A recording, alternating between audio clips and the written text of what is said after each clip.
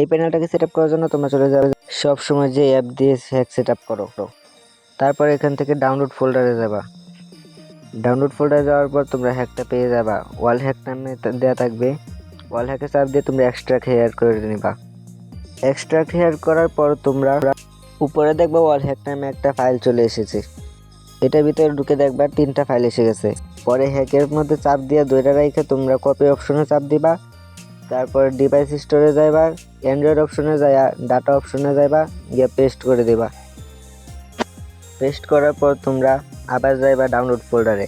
Download ফোল্ডারে যায় তোমরা ওই ওয়াল হ্যাক ফাইলটাতে যাইবা, যাইয়া ওই 2টা ফাইল সেমভাবে কপি করবা। কপি কইরা ওই অ্যান্ড্রয়েড অপশনে যায় ডাটা অপশনে গিয়ে পেস্ট করে দিবা। পরে এই ফাইল থেকে বের হয়ে তোমরা সোজা ফ্রি ফায়ার গেমে ঢুকে যাইবা। একটু অপেক্ষা করবা গেমে ঢোকার জন্য। গেমে ঢোকার পর তোমরা ডাউনলোড অপশনে চাপ দিবা।